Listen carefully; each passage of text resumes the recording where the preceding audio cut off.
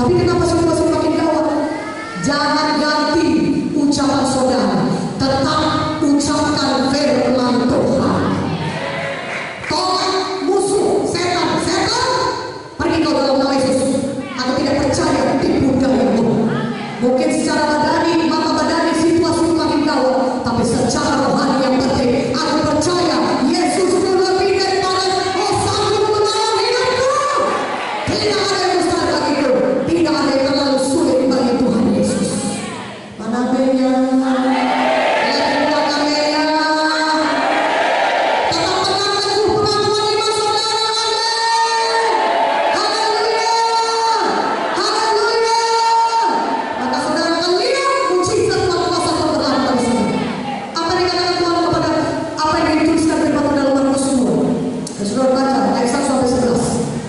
Seorang lumpuh yang dipotong oleh 4 orang temannya. Dia lumpuh bukan hanya lumpuh pakai tongkat, saudara. Dia nggak bisa bergerak sama sekali. Itu makanya dia butuh 4 orang teman yang memotong dia. Tidak ada harapan bagi orang tersebut. Satu orang mungkin tidak bisa disembuhkan.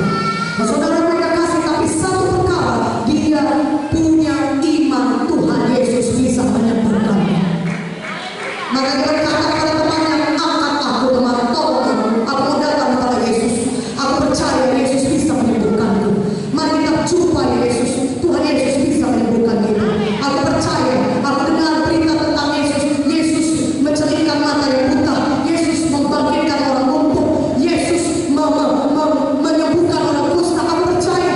Aku percaya ada mujizat bagiku. Mari kita datang Yesus. Maka dia mengajak 4 orang teman yang 4 orang teman ini juga sama-sama beriman, saudara. Maka mereka pergi ke tempat di mana Yesus sedang berkhotbah. Sampai pada rumah yang dituliskan dalam Markus 2. Semuanya sudah penuh, tidak ada jalan masuk, dari pintu nggak bisa masuk, dari jendela pun nggak bisa masuk. Mereka tidak bisa mencapai Yesus.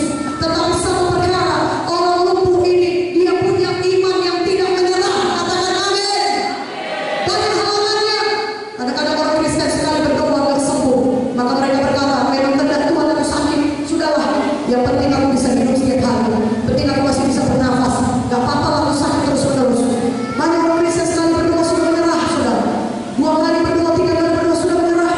Naaman mencelupkan dirinya sampai 7 kali. Ketika dia celupkan sekali, kustanya masih ada pada badannya. Dia tidak melihat kesembuhan sedikit pun dengan mata badannya, tapi dia percaya kepada apa yang dikatakan firman Tuhan. Kalau firman Tuhan berkata saudara sembuh, tidak peduli bagaimanapun sakit saudara, masih saudara lihat, percaya, maka saudara pasti sembuh. Bertindak. Sama seperti orang lumpuh ini, dia bertindak. Tidak bisa masuk dari pintu jendela, berkata, aduh, turunkan. Tidak peduli bagaimana caranya, aku mesti ketemu Yesus. Mereka beriman, tidak menyerah, mereka bertindak. Mereka buka atap, mereka turunkan teman mereka di depan Yesus. Ayat 5 dari Markus 2 berkata, ketika Yesus melihat iman mereka. Yesus lihat iman mereka. Kenapa? Karena